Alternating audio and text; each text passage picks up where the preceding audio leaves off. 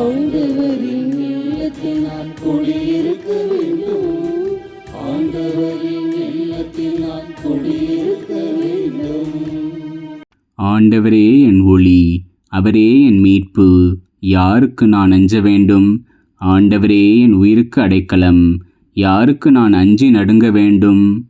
ஆண்டவரின் இல்லத்தில் நான் குடியிருக்க வேண்டும்.